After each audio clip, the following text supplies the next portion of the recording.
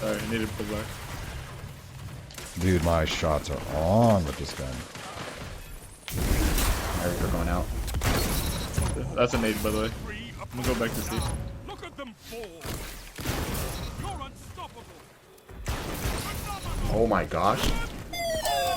I got my 7th column! Nice. Nice.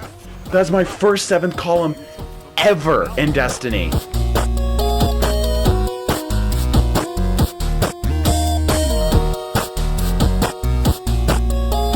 The legendary 7th column, and it was achieved on a build that is not supposed to be playing aggressively. Welcome back, Guardians, to another Dream Team video. I'm your humble host, Misum777, and today we're going to talk about a build that is a backline style build, a sniper rifle type build, what we call Omega builds.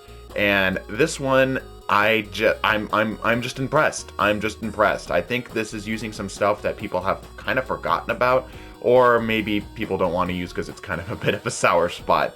This video will be broken up into two parts. The first part of the video will be about the build itself, some of the weapons, the armor, the mods, the perks, etc. The second half of the build will be about some best tactics to use with this build. This build is primarily using a few different exotics. First exotic that we're going to be using is the Arbalest, the long-forgotten sore spot of the Crucible. Arbalest has the capability of dealing over 160 damage to the body after a simple charge-up. It has a very low zoom scope, allowing you to get close-range one-shot headshot kills like a slug shotgun. Think of it like this. If it helps, the Arbalest is a slug shotgun with infinite range and a slight wind-up time, if that makes any sense whatsoever. So when you're trying to use this weapon, try not to think too much about it as being a sniper rifle type weapon, although it is, it absolutely is. But if you're in a close range situation where you're getting rushed down by somebody, it is absolutely viable to just simply, well, just give them a good pop in the head. It's not hard to do. I am not a terrific sniper, and this one can absolutely handle itself up close very comfortably. It is worth noting that after you deal damage with the Arbalest to the body, that target will take increased kinetic damage based off of its disruption perk, disruption break. It is a very good anti-super weapon, both with its disruption break style of perk, as well as it being a one-shot headshot with a very low zoom scope. It is very, very easy to shut down supers with this thing. This thing, like I said, it's a bit forgotten about in the Crucible right now. I think everybody kind of did the Komodo thing, got a bit of a, like I said, kind of a sour taste in their mouth from everybody running Arbalest and it being super annoying, but this thing is still a monster. This is one of those things that can absolutely compete right now in today's meta. What we're backing this weapon up with is a Trust, the 180 RPM hand cannon. Again, this is one of those things that's kind of been forgotten about. The Trust and the 180s are still good. They always have been. They haven't really received any too hefty nerfs. Of course, they took a bit of a hit when the across archetype range nerf to hand cannons happened, but this thing still performs really well. This particular role has outlaw and rapid hit. I'm also running unstoppable hand cannon on this, and you might think, why the hell are you running unstoppable hand cannon? This is a PvP build. Well, the thing is that it actually, think of it like an explosive round. It essentially gives you an explosive round, which essentially is a weird way of giving yourself like an opening shot type perk. The explosion that you get from it is enough to kind of pad out the damage in between, especially if you're hard scope for a while, which is kind of what this thing will be doing, which we'll be talking about in the second half of the video. So completely viable to actually slap a unstoppable hand cannon mod on it, assuming this ends up rotating out of the, the perks that you can get from the artifact. Maybe just run something like a targeting adjuster, maybe a radar tuner would actually be not bad here. Lastly, I'm running a pyroclastic flow, a rocket launcher precision frame, which means it gets tracking by default, quick draw and cluster bomb, nothing crazy. And we're running top tree gunslinger. This is the way of the outlaw. We're running it with swarm grenades, the marksman's dodge, and triple jump. Typically, I'd recommend going strafe jump because it is a little bit faster, but triple jump gives us the opportunity to be kind of mobile in the air and bait people around corners a little bit easier, so I recommend that. The swarm grenades over the tripline grenades, they're a little bit easier to use, and in combination with our Way of the Gunslinger's proximity knife, you can actually get some pretty consistent kills with it by doing sort of like a delayed wombo combo with it. It's nice.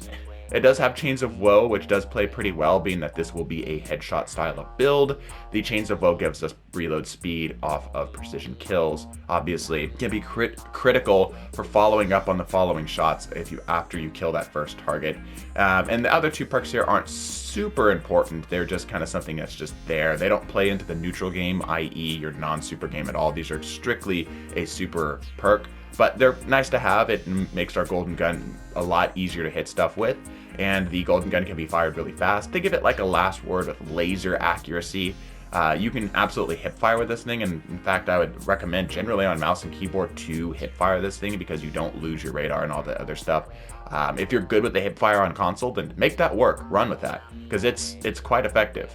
For our exotic helmet, you've seen us run something like this before in other builds, but it's come back again, the Foe Tracers. The Foe Tracers are this year's, or I should say this season's version of the one-eyed mask.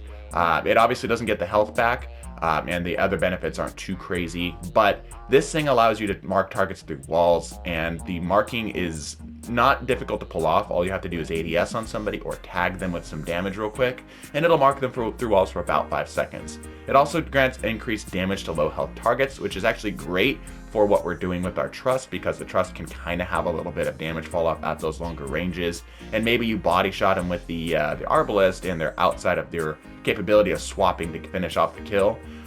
You can, help pad out that damage with the Foe Tracer's buff. In terms of mods and everything, we are running unflinching linear fusion aim and basically as many intellect mods as possible. I am neglecting to run, or rather foregoing to run, might be a little bit more appropriate, any type of traction mods on my armor. I'm running double linear fusion rifle scavengers.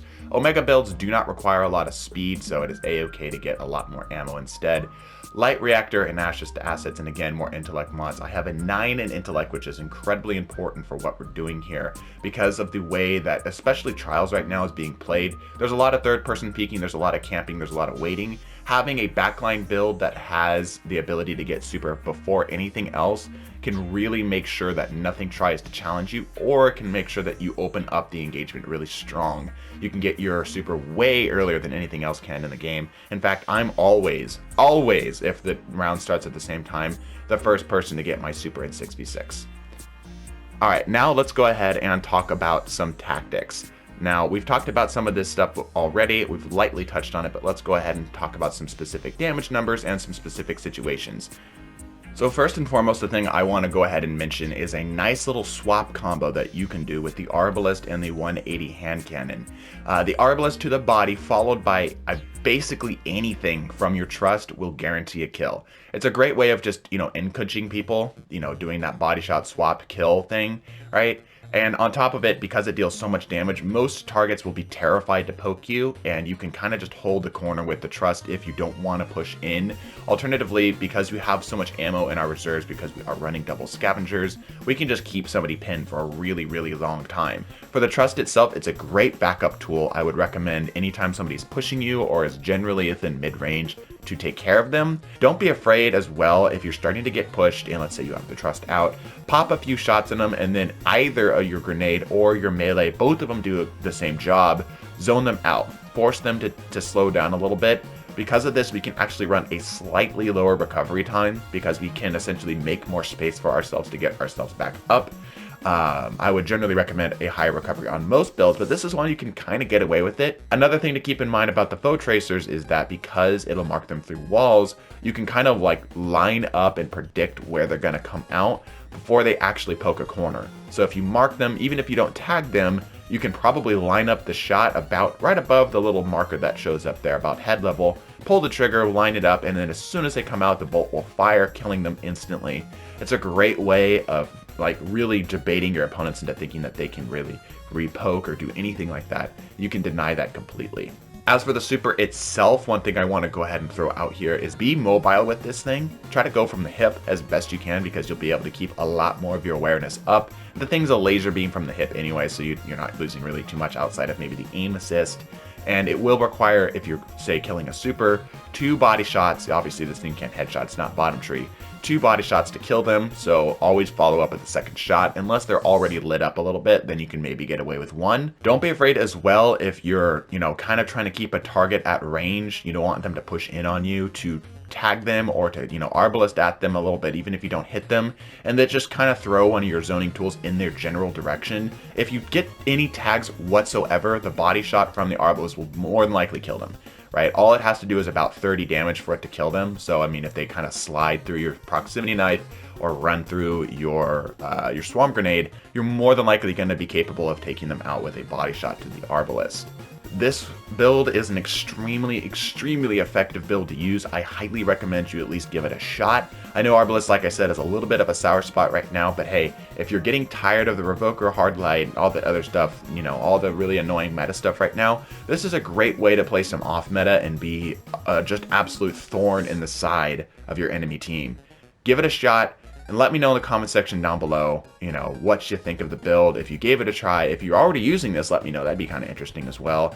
And be sure to like and sub. The subs they go a long way. It's always fantastic. We cannot get any further without your guys' help. And hey, you can always change your mind later if you decide that this isn't your video, this isn't your channel. We try to upload 3 times a week. Hope you guys enjoy the rest of your day. Stay safe. God bless and deuces.